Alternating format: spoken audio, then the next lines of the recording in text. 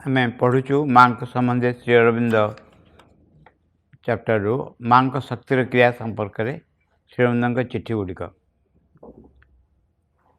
काली आम जो सारी से पुणी आउ थे धरबू से लाइनटा से कहते श्री अरविंद कहते आम प्रकृत में यह ठीक चाबी बा भूल चाबीर प्रश्न नुहे। प्रश्न हूँ कौ विषय कहते ना हृदयर चाबी बंद हो जाए, हृदय जो पर्दा अच्छी से ताला पड़ जाए। से प्रश्न हो चाबीटा ठीक कि भूल से प्रश्न उठुनी केमती से हृदयर पर्दा को हृदयर ताला को खोल श्रीमंद लिखुं यह ठीक चाबी भूल चाबीर प्रश्न नहीं।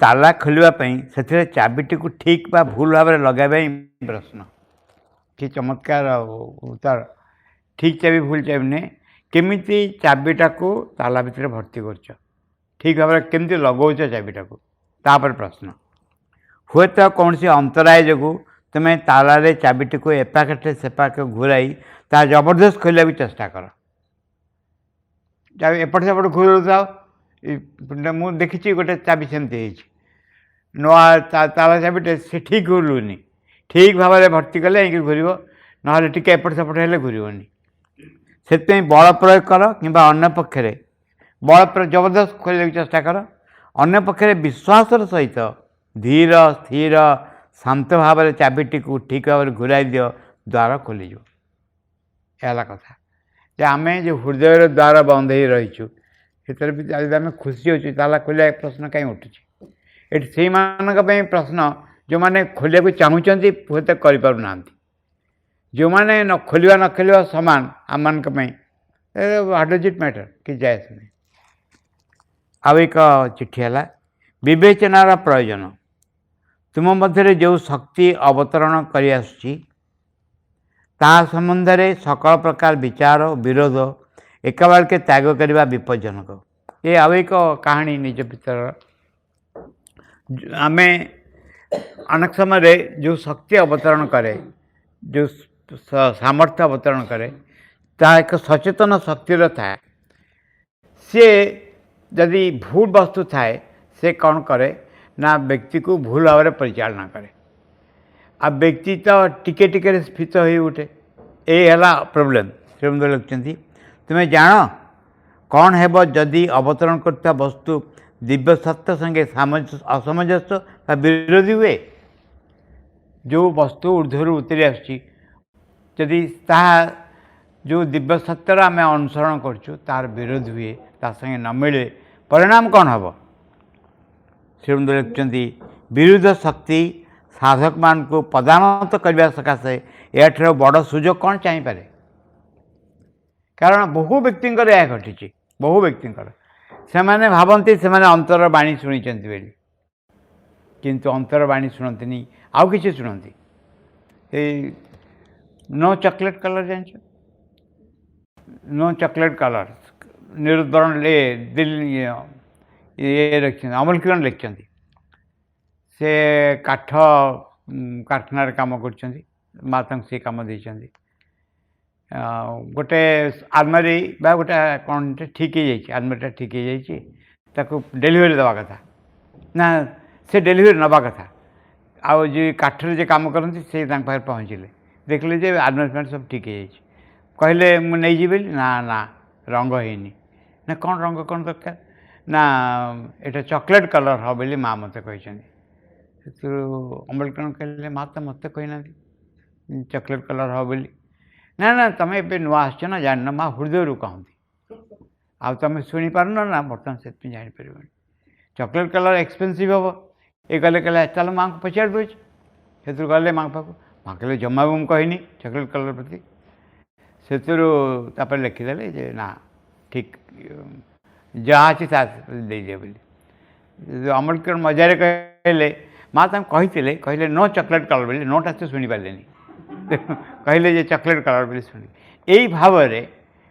विभिन्न टाइप ऑफ लोग अच्छा अनेक समय अज्ञान रहा भल गोटे जनक पाक श्रीमंद चिठी लिखिं तुम सब ध्यान फैन छाड़ी ऑर्डिनरी लाइफ लीड कर सब छाड़ी ताहले कौन हम तुम एटलिस्ट एम आक्रमण जन रक्षा पाई कारण ऑर्डिनरी लाइफ कले साप आम कौन एक्चुअली कौन करूँ साप देखले डरू नुहे साप देखले डरवा कथा कौ साप विष अच्छी विष ना कमी जानी ठीक से भाव में जदि आम कौन सी बाहर वस्तु संगे भी अंतर वस्तु संगे संपर्क स्थापन करूँ बहुत सावधान हवा दरकार केमती सावधान हवा दरकार से आसबे विभिन्न रकम छलना करेंगे जड़े आसिक नलिंदा पाखे पहुँचगला गोटे शक्ति से श्रीरमंदर रूप धरला धरिक नलिंदा देखी चिन्ह पारे गेट आउट बोली जोरे पाटी कले जाओ ये जाओ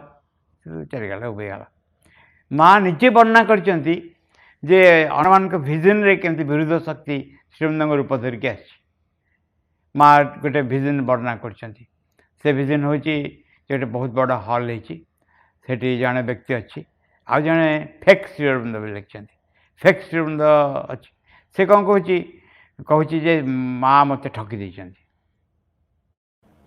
ठकी देकर एपट सेपट होती से निजे एपट सेपट होती आउ जो व्यक्ति अच्छी से बुझे चेष्टा कर माँ एमती करना शुणी माँ ठकी देती कही एपट सेपट हो ये कौन कले देखिले बाहर देखुं जावाई चाहिला बेलू से माँ कहले जे मुझे एक्सक्यूज मागिन सब करना से जो शुणा को राजी नहीं से फेक श्रीरमंद माँ सांगे सांगे कहना आरंभ कर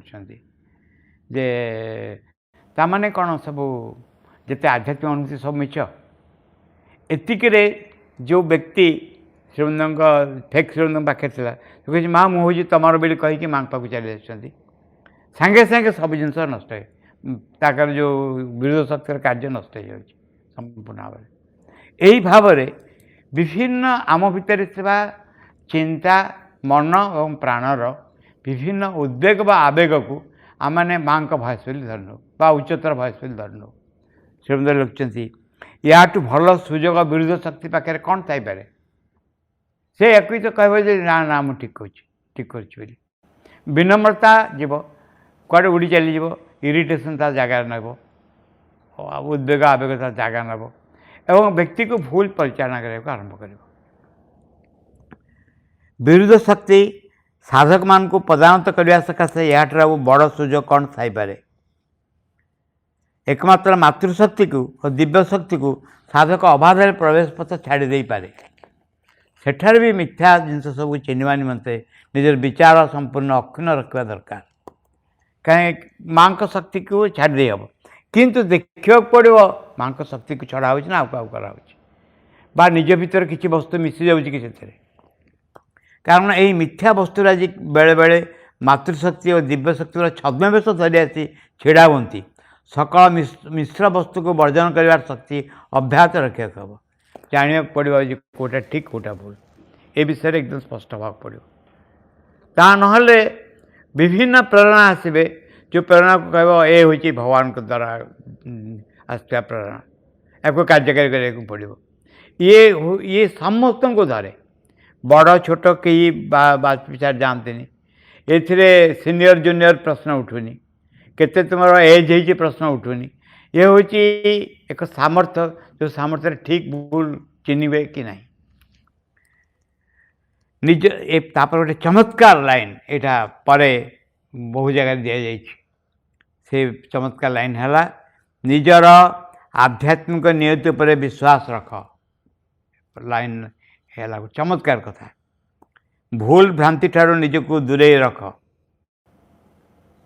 माँ का ज्योति और शक्तिर चालना निकट में चैत्य पुरुष को अधिक अधिक खोली धर जदि केन्द्रीय संकल्प ऐकांतिक होता है ये चमत्कार लाइन यहाँ तेरे पथ मध्य प्रत्येक भूल भ्रांतिर निरीक्षण यथार्थ उन्नति और उच्चतर अग्रगति निमंते गोटे सोपान हो पार जदि आध्यात्मिक नियति उपर माने आध्यात्मिक नियति उपर विश्वास रखता माने कौन ता माने स्पष्ट भाव में यह कहुच्छी जे कंतेय प्रतिजानीय में भक्त प्रणसती जे माँ भार नहीं किसी असुविधा हेनी माँ निश्चय मत पहुँचे यही एक कॉन्फिडेंस थी जे ମୁଁ ନିଶ୍ଚୟ ମୋ ଆଧ୍ୟାତ୍ମିକ ଲକ୍ଷ୍ୟରେ ପହଞ୍ଚିବି। ଆଧ୍ୟାତ୍ମିକ ଲକ୍ଷ୍ୟ ନୁହେଁ ବଡ଼ ସ୍କୁଲ ତିଆରି କରିବା, ଆଧ୍ୟାତ୍ମିକ ଲକ୍ଷ୍ୟ ନୁହେଁ ଆଉ କ'ଣ ସମ୍ମିଳନୀ ଗୋଟେ କରିଦେବା, ଆଉ ଗୋଟେ କ'ଣ କରିଦେବା। ଆଧ୍ୟାତ୍ମିକ ଲକ୍ଷ୍ୟ ହେଉଛି ଆମ କର୍ମ, ଆମ ଚିନ୍ତା, ଅନୁଭବରାଜିକୁ ମାଆଙ୍କ ଚରଣ ତଳେ ଅର୍ପଣ କରିବା। ଆମେ ଯେମିତି ଅଧିକରୁ ଅଧିକ ସେ ଉଚ୍ଚତର ସଂକଳ୍ପର ଯନ୍ତ୍ର ହୋଇ ଉଠିବୁ। ତାମାନେ କ'ଣ? ତାମାନେ ଉଚ୍ଚତର ଆମ ଭିତରେ ଥିବା ଉଚ୍ଚତର ଚେତନା ବା ବାଙ୍କ ଉପସ୍ଥିତି ଯାହା କରିବାକୁ ଚାହୁଁଛନ୍ତି ମୁଁ ସଚେତନ ଭାବରେ ତାହା କରିବି। ଅଚେତନ ଭାବରେ କରିବା ଅଳୌକିକ ରକମ, ସଚେତନ ଭାବରେ କରିବା ଆଉ ଗୋଟେ ରକମ। ଏଇଟା କେଉଁଠି ଅଛି? ମା ବହିରେ ଅଛି। ମା ବହିରେ ଲେଖା ହେଇନି? ମନେ ପଡ଼ୁଛି ସେ ଲାଇନ୍ ଯେ ତୁମେ ମାଆଙ୍କ ଶକ୍ତି କ୍ରିୟା କରିପାରେ ତୁମେ ଅଜାଣତରେ, ସେ ଗୋଟେ ରକମର ହୁଏ। ମନେ ପଡ଼ୁଛି ସେଇଟା, ସେ ଲାଇନ୍ଟା? ମାଆଙ୍କ ଶକ୍ତି ତୁମ ଭିତରେ କ୍ରିୟା କରିପାରେ ତୁମ ଅଜାଣତରେ, ଆଉ ସଚେତନ ଭାବରେ କ୍ରିୟା ମଧ୍ୟ କରିପାରେ, ସେ ଆଉ ଏକ ରକମର ହୁଏ। ମୁଁ ଭାବୁଛି ପଢ଼ିଲେ ମନେ ପଡ଼ିବ ଏଠି।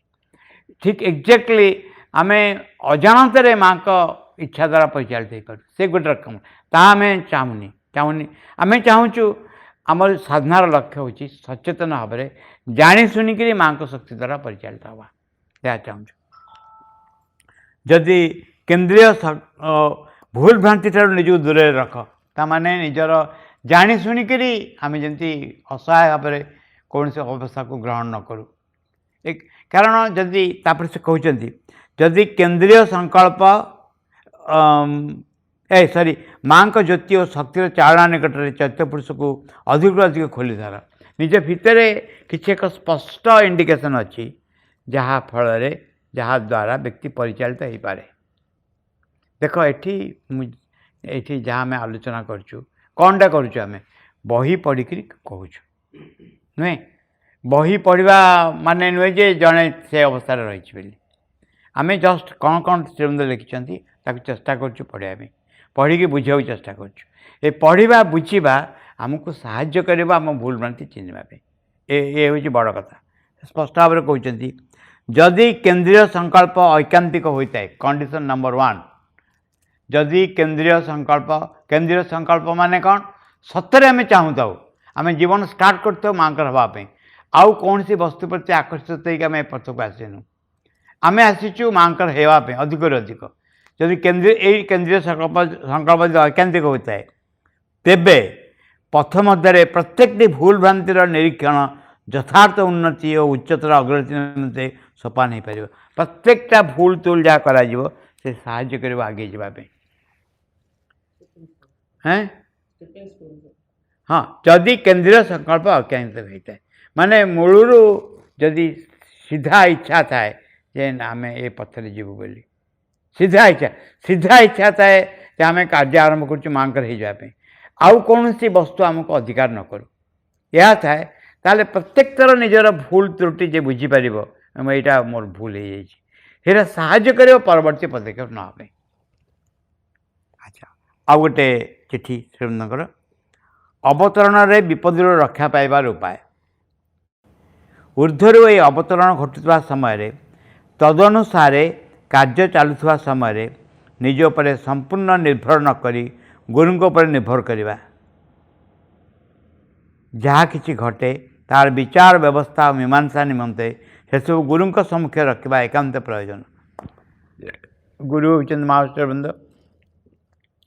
ଏଠି ଗୋଟେ ଆସ୍ୟୁରାନ୍ସ ଦିଆଯାଇଛି, ରିଟିନ୍ ଅର୍ ଅନରିଟିନ୍ ଆସ୍ୟୁରାନ୍ସ। ସେୟା ହେଉଛି ଯିଏ ସତରେ ଚାହିଁବ ମାଆଙ୍କ ପଥରେ ଯିବା ପାଇଁ, ଭୁଲ ତ୍ରୁଟି ସୁଧାରିବା ପାଇଁ, ସେ ନିଶ୍ଚୟ ସାହାଯ୍ୟ ପାଇବ। ଏବଂ ସେଥିପାଇଁ ଏକ ବିଶାଳ କାର୍ଯ୍ୟ ଏଇଟା, କମ୍ କାର୍ଯ୍ୟ ନୁହେଁ। ଯେ ସୃଷ୍ଟି ଆରମ୍ଭରୁ ଯେଉଁ ଅସୁବିଧା ସବୁ ଥିଲା ପୃଥିବୀ ପୃଷ୍ଠରେ ତାକୁ ଦୂର କରିବା ପାଇଁ ମାଆ ଚେଷ୍ଟା କରିଛନ୍ତି। କେମିତି ଭାବୁଛ ଯେ ଗୋଟେ ମିନିଟ୍ରେ ହେଇଯିବ? ଗୋଟେ ମିନିଟ୍ରେ ସବୁ ହେଇଯିବ? ଏମିତି ତ ହୁଏନି ନା। ଯଦି ତାହା ହୁଏ ତାହେଲେ ନିଜେ ସିଦ୍ଧାନ୍ତ ନେବା ପୂର୍ବରୁ ମାଆଙ୍କୁ ପ୍ରାର୍ଥନା କରିବ, ମାଆଙ୍କୁ କହିବ ଯେ ମୁଁ କେମିତି ତୁମ ଦ୍ୱାରା ପରିଚାଳିତ ହେବି। ଯଦି ଏହା ମାଆଙ୍କ ସମ୍ମୁଖରେ ସବୁ ରଖିବାକୁ ସଂକଳ୍ପବଦ୍ଧ ହେବ, ତାହେଲେ କ'ଣ ହେବ?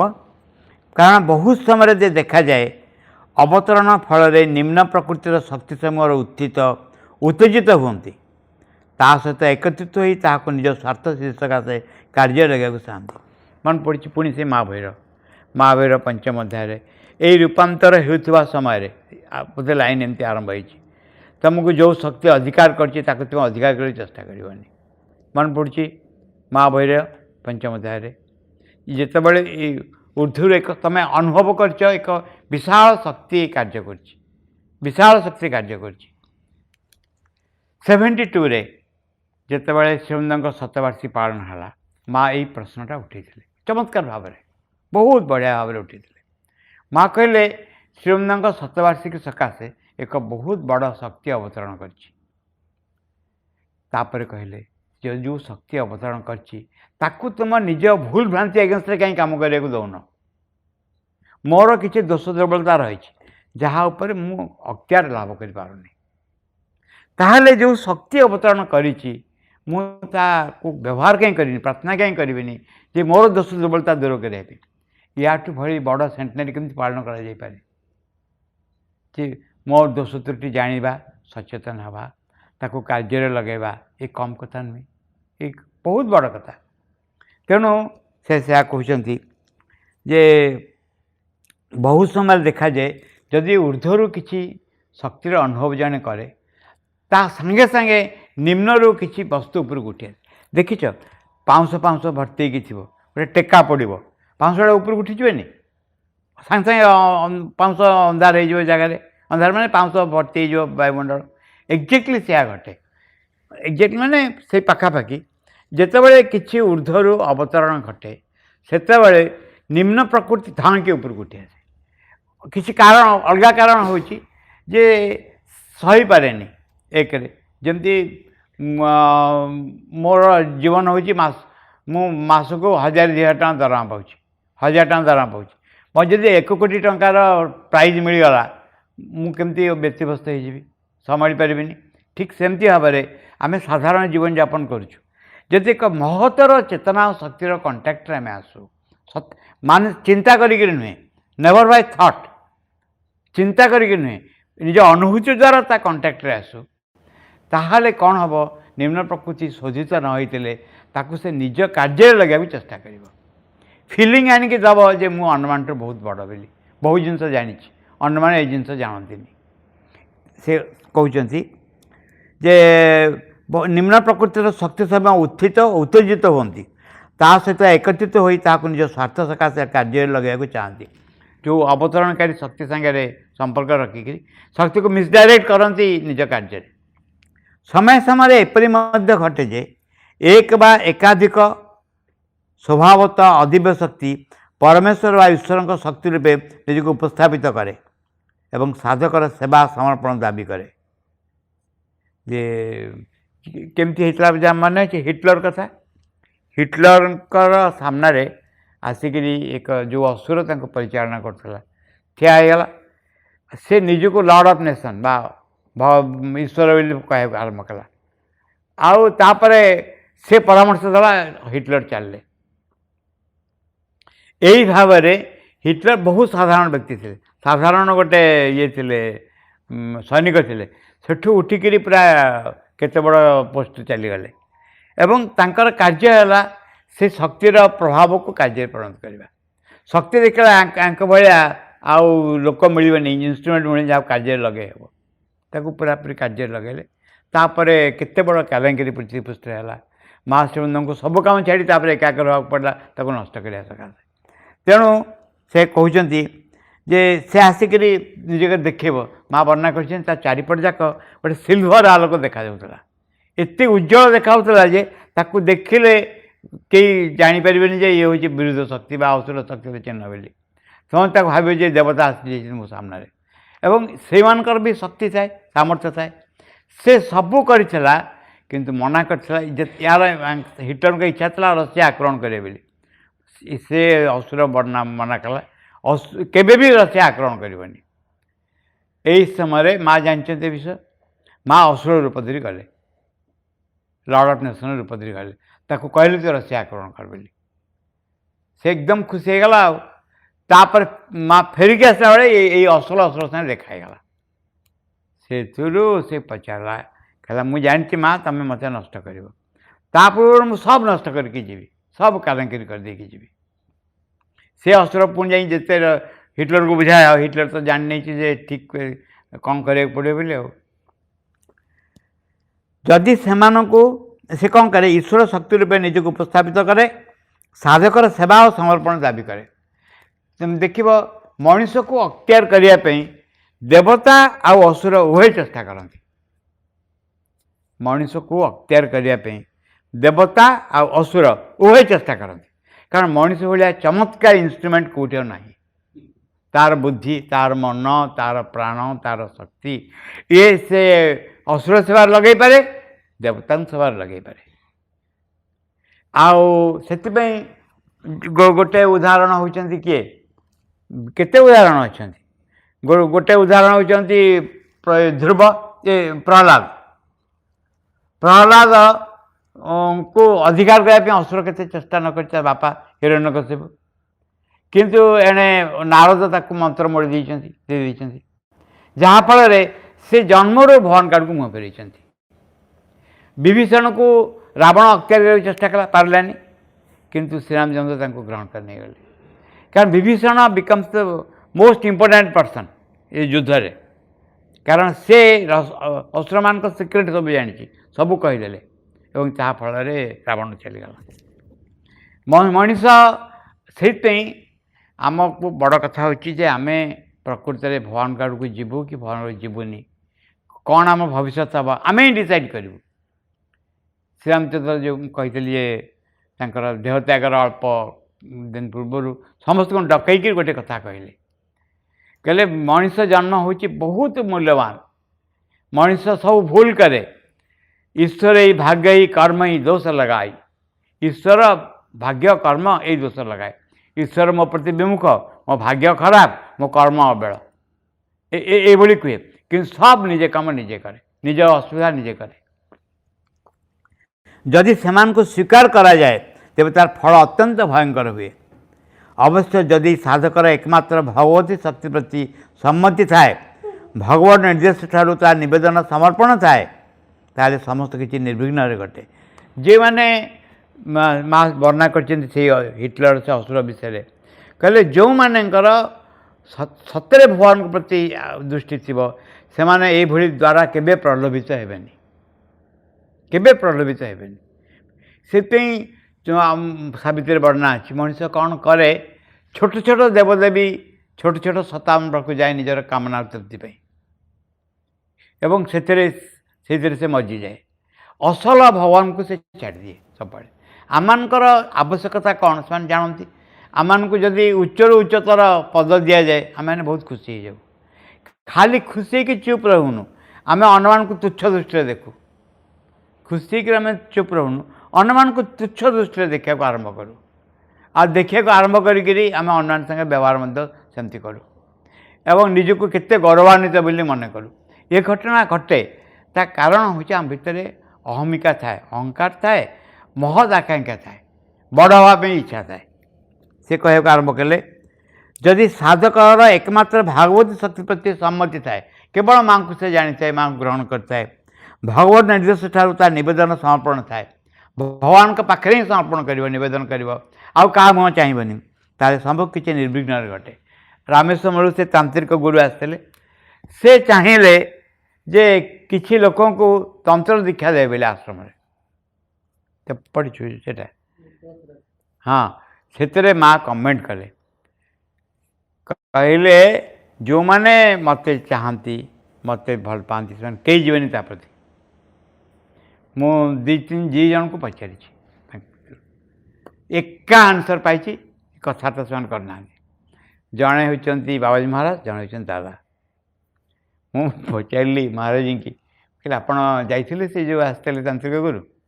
ମହାରାଜ ଯେମିତି କଥା କହନ୍ତି, ଯାହା ଦରକାର ମା ଦେବେ ନା, ମୁଁ ଆଉ କାହା ପାଖକୁ ଯିବି, ଏମିତି କରି ମାନେ ଜୋରରେ କହିଲେ ଯାହା ମୋର ଦରକାର ସବୁ ମା ଦେବେ। ଦାଦାଙ୍କୁ ପଚାରିଲେ, ଦାଦା କହିଲେ କିଛି ଏସବୁ ଆବଶ୍ୟକ ନାହିଁ ମାଙ୍କ ପାଖରେ। ଏକଦମ ଏକା କଥା କହିଲେ ଯେ ଆମେମାନେ କ'ଣ କରୁ, ବିଭିନ୍ନ ଆଡ଼େ ହାତ ପତାଉ ନା, ବିଭିନ୍ନ ଆଡ଼େ ହାତ ପତାଉ, କିନ୍ତୁ ସବୁକିଛି ଦେବାର ଯୋଗ୍ୟ ହେଉଛନ୍ତି ଭଗବତୀ। ସେ ସବୁ ଦେଇପାରିବେ। ଏହି ସମ୍ମତି ଓ ଯାବତୀୟ ଅହଂମୟ ଶକ୍ତି ଅଥବା ଅହଙ୍କାର ସମର୍ଥିତ ଶକ୍ତିର ପ୍ରତ୍ୟାଖ୍ୟାନ ସମଗ୍ର ସାଧନା ମାର୍ଗର ରକ୍ଷା କବଚ। ମୁଁ ତମ ଛଡ଼ା କାହା ମୁହଁ ଚାହିଁବିନି, ତମ ଛଡ଼ା କୁଆଡ଼କୁ ବି ଯିବିନି। ଯଦି ଏଇ ଭାବ ରହିଥାଏ, ଏଇ ଭାବ ରହିଥାଏ, ଇଏ ହେଉଛି ସବୁଠୁ ବଡ଼ ରକ୍ଷା କବଚ। ଗୋଟେ ରକ୍ଷା କବଚ କଥା ବର୍ଣ୍ଣନା କରାଯାଇଛି ମା ବହିର 3ୟ ଅଧ୍ୟାୟରେ। କ'ଣ? ହଁ ହଁ, ରକ୍ଷା ମାନେ କ'ଣ କ'ଣ ସେଇଟା? ହଁ, ସକାଳ ଭୟ ସଙ୍କଟ। ହଁ, କବଚ ଏଇ ହେଉଛି ରକ୍ଷା କବଚ। ମାନେ ରକ୍ଷା ଗୋଟେ ହୃଦୟ କେମିତି ତିଆରି ହେଇଥିବ? ଶ୍ରଦ୍ଧା ନିଷ୍ଠା ସମର୍ପଣ ଘଟିଥିବ ତୋର ହୃଦୟ। ଯଦି ଏଇଟା ଥିବ ଭିତରେ ଯେ ମୁଁ କେବଳ ମାଙ୍କ ଛଡ଼ା କାହା ମୁହଁ ଚାହିଁବିନି, କୁଆଡ଼େ ଯିବିନି, କି ଅତିକ ବ୍ୟକ୍ତି, ଏଥିପାଇଁ ଲାଇଫ୍ ଲାଇନ୍ ମୁଖସ୍ଥ କରିବା କିଛି ଦରକାର ନାହିଁ। ଏଠି ସେନ୍ସିଟିଭ୍ ଯୋଗ ମୁଖସ୍ଥ କରିବା କିଛି ଦରକାର ନାହିଁ। ଇଏ ହେଉଛି ହୃଦୟର କଥା ଯେ ମୋ ହୃଦୟ ତମ ଆଡ଼କୁ ଯାଇଛି କି ଆଉ କାହା ଆଡ଼କୁ ଯାଇଛି, ନା ଅନ୍ୟମାନଙ୍କ ପାଖରେ ମୁଁ ହାତ ପତାଉଛି। କିନ୍ତୁ ପ୍ରକୃତିର ଗତିବିଧିରେ ସର୍ବତ୍ର ଫନ୍ଦି ଫିକର ରହିଛି, ଅହଙ୍ଗର ଅସଂଖ୍ୟ ଛଦ୍ମବେଶ ରହିଛି। ଅନ୍ଧକାର ଶକ୍ତିର ମାୟା, ରାକ୍ଷସୀ ମାୟା ଅତ୍ୟନ୍ତ ଧୂର୍ତ୍ତ, ଅସାଧାରଣ ଛଳ ଚାତୁରେ ପରିପୂର୍ଣ୍ଣ। ଯୁକ୍ତି ବିଚାର ଆମର ନିର୍ଭରଯୋଗ୍ୟ ଚାଳକ ନୁହେଁ।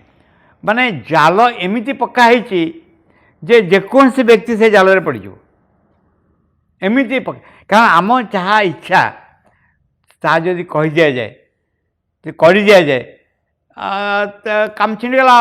ଆମ ଅଧିକ ଇଚ୍ଛା କ'ଣ କି? ଆମେ ତ ମାଙ୍କ ନିକଟବର୍ତ୍ତୀ ହେବା ପାଇଁ ଚାହୁଁନି। ଆମେ ଚାହୁଁ ଆମର ଛୋଟ ଛୋଟ କାମନା ବାସନା ପୂରଣ ହେଉ, ଲୋକ ଆମକୁ ପସନ୍ଦ କରନ୍ତୁ, ବଡ଼ ବୋଲି କୁହନ୍ତୁ, ଆମ ବେକରେ ଫୁଲହାର ପକାନ୍ତୁ, ଆମକୁ ପାଦ ଛୁଇଁ ପ୍ରଣାମ କରନ୍ତୁ, କୁହନ୍ତୁ ଏଭଳି ଲୋକ କହୁନାହାନ୍ତି, ଆମେ ଏତିକିରେ ଖୁସି ହେଇଗଲୁ। ତେଣୁ ଏଥିରେ ଆଧ୍ୟାତ୍ମିକତା ପ୍ରଶ୍ନ କେଉଁଠି ଉଠିଲା? ମାଙ୍କ ପ୍ରଶ୍ନ କେଉଁଠି ଉଠିଲା? ବିଚାର ବୁଦ୍ଧି ଆମର ନିର୍ଭରଯୋଗ୍ୟ ଚାଳକ ନୁହେଁ, ଯୁକ୍ତିପୂର୍ଣ୍ଣ ଯୁକ୍ତି ଓ ବିଚାର ଆଉ ଯୁକ୍ତି ବଳରେ କାର୍ଯ୍ୟ କରିବାରେ ଆମେ ଖାତରେ ପଡ଼ିଯିବୁ। ଅନେକ ସମୟରେ ଏହା ବିଶ୍ୱାସଘାତକତା କରେ। କେମିତି ମୁଁ କହୁଥିଲି ଯେ ଇଏ ଘୋଡ଼ା ଆଉ ଇଏ କେଉଁଟା? ଗାଈ ଆଉ ଟେବୁଲ୍। ଟେବୁଲ୍ର 4ଟା ଗୋଡ଼, ଗାଈର 4ଟା ଗୋଡ଼। ଗାଈ ଇଜିକାଲ୍ ଟୁ ଟେବୁଲ୍। ଆଉ କ'ଣ ଆନ୍ସର୍ ଦେବ ତାକୁ? ଆଉ କିଛି ଆନ୍ସର୍ ଦେଇହେବନି। ଟେବୁଲ୍ ଯାହା ଗାଈ ସେୟା, ଏକା ଏକା ହେଇଯିବ। ଠିକ୍ ସେଇ ଭାବରେ ବିଭିନ୍ନ ବିଚାର ସବୁ ଆସେ, ଯେଉଁ ବିଚାରକୁ ଜଣେ ଅସହାୟ ଭାବରେ ଗ୍ରହଣ କରିନିଏ। ଅନେକ ସମୟରେ ଏହା ବିଶ୍ୱାସଘାତକତା କରେ। ପ୍ରାଣମୟ ବାସନା ସର୍ବଦା ଆମମାନଙ୍କ ସହଚର, ଆମମାନଙ୍କୁ ନାନା ମୋହଜନକ ଆହ୍ୱାନ ଅନୁସରଣ କରିବାକୁ ପ୍ରଲୁବ୍ଧ କରେ। କାରଣ ଆମର କାମନା ଛୋଟ। ମୋର ଏହା ସାଙ୍ଗେ କଜିଆ ହେଇଛି, ଭଲରେ ଯେମିତି ଚାଲିଯିବ, ଜଣେ ଭଦ୍ରମାଳିଆ ବାହାରି ଆସିବେ ଚୁପ୍ ଆକାଶରୁ ଭଲରେ ହେଇଯିବ। ମୁଁ ୟାକୁ ଘୃଣା କରେ, ୟା ସାଙ୍ଗରେ କଜିଆ କରିବାକୁ ଚାହେଁ, ୟାର ଅସୁବିଧା ଯେମିତି ହେଉ। ଜଣେ କେବେ ହଁ ଏହା କରିଦେ, ଅସୁବିଧା ହେଇଯିବ। ଏଇମାନଙ୍କର ଅନ୍ତର୍ଗତ ହେଇକରି ଆମେ ରହୁ, କାରଣ ଛୋଟ ଛୋଟ ଜିନିଷ ଦ୍ୱାରା ଆମେ ବନ୍ଦ ହେଇଯାଉ।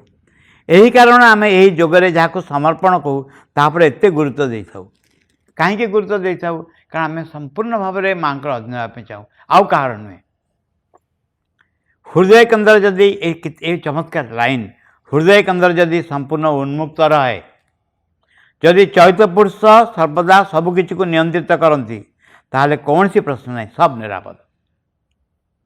ଯଦି ହୃଦୟ ଉନ୍ମୁକ୍ତ ମାନେ ମୋର ସବୁ ଇମୋସନ୍ସ, ସବୁ ଭାବ ସବୁ ତାର ଯାଏ ମାଙ୍କ ପାଖକୁ ଯାଉଛି, ସବୁ ଭାବ ତାଙ୍କ ପାଖରେ ଯାଏ। ଯଦି ଏଇ ଚେତନା, ଚୈତ ପୁରୁଷ ଚେତନା, ନିଜକୁ ସମର୍ପଣ ଦେଇଦେବାର, ମା ଭଗବତୀ ବୋଲି ଜାଣିବାର ଚେତନା ସମ୍ପୂର୍ଣ୍ଣ ଭାବରେ ସମ୍ମୁଖରେ ଥାଏ, ତାହେଲେ ଆଉ କୌଣସି ପ୍ରଶ୍ନ ନାହିଁ, ସବୁ ନିରାପଦ। କିନ୍ତୁ ଯେକୌଣସି ମୁହୂର୍ତ୍ତରେ ଚୈତ ପୁରୁଷ ନିମ୍ନତର ଚେତନାର କୌଣସି ତରଙ୍ଗ ଦ୍ୱାରା ଆଚ୍ଛାଦିତ ହୋଇପାରେ। ଏମିତି ଯେକୌଣସି ମୁହୂର୍ତ୍ତରେ ଘଟଣା ଘଟିପାରେ। କେମିତି ନା ଚୈତ ପୁରୁଷ ଉପରେ ସବୁବେଳେ ଯେ ସୂର୍ଯ୍ୟ ଦେଖାହେଉଛି, ସବୁ ଆଲୁଅ ଦେଖାହେଉଛି, ହଠାତ୍ ମେଘ ଗୋଟି ଆସିବ। ଆଚ୍ଛା, କାହାର ମନେ ଅଛି ଯେତେବେଳେ ପୂର୍ଣ୍ଣ ସୂର୍ଯ୍ୟ ପରାଗ ହେଇଥିଲା ଥରେ ଏଠି, ସେତେବେଳେ କିଛି ସମୟ ପାଇଁ ଅନ୍ଧାର ହେଇନଥିଲା? ହଁ, ସନ୍ଧ୍ୟା ସମୟରେ ନୁହେଁ, ସନ୍ଧ୍ୟାବେଳିଆ ହେଇଗଲା, ସନ୍ଧ୍ୟାବେଳିଆ ହେଇଗଲା ଦିନ। ହଁ, ଚଢ଼େଇ ବଢ଼ି ବୋବେଇଲେ ଏମିତିଆ। ଠିକ୍ ଯଦି ସେୟା ଘଟେ, ଚୈତ ପୁରୁଷ ଅଛନ୍ତି, ମୋତେ ପଚାରିଲେ ମୁଁ କହିବି ମା ହେଉଛନ୍ତି ଭଗବତୀ ବୋଲି କହିବି। ଭିତରେ ଇଫ୍ ଯଦି ବଟ୍ କିନ୍ତୁ ହଁ, ଏଇ ଜିନିଷ ଚାଲି ଆସେ ଯେ ମା ଭଗବତୀ ଏମିତି କାହିଁକି ହେଲା, ଏଇ ଗୋଟେ ଭାବିବା ଉଚିତ ନୁହେଁ, ଏ ବଙ୍କର ଏମିତି ଭାବରେ ଆସେ। ଯଦି ଚୈତ ପୁରୁଷ ସମ୍ମୁଖ ହେବାର ଲକ୍ଷଣ ହେଉଛି, ସେ ସିଧା ଚିହ୍ନି ପାରିବ सीधा ग्रहण कर आउ कि एपट सेपट नुहे। अच्छा चैत पुरुष जेकोसी मुहूर्त चैत पुरुष निम्नतर चेतनार कौन तरंग द्वारा आच्छादित हो पाए। एसबू विपद अब्याहत पाई लोक संख्या अति अल्प से सहज आत्मसमर्पण करें। जो मैंने भाव में मेघ द्वारा घोड़ा हो न अवस्था पाखे थाए से सहज निजक दे पारती। जे से भगवान का प्रतिभु अर्थात जे भगवान सह एकात्म तांका चालना यही कठिन प्रयास एकांत आवश्यक अपरिहार्य। यही सब कठिन समय जो मैंने भगवान का प्रति माँ शिवनंद कथा कहर चालना अत्यंत आवश्यक ठीक बुझा पड़ो। कारण निज भीतर कामना वासना को तृप्त करने विभिन्न रकम प्रेरणा आसे विभिन्न रकम। अच्छा निजक तो खराब लगे मो पाखे ये थुआई मिठा मोर डायबिटीज होती खाइबिनी इच्छा हुए खाईदेवाई तापर जुक्ति चली आसो सपोर्ट करने गोटे खाइले कौन असुविधा होमती कौन किया जाऊनी विभिन्न रकम चिंता चेतना आसे जहाँ निजक रक्षा करे निजक यथार्थ पथ जावाई अलग बाट नहीं जाए।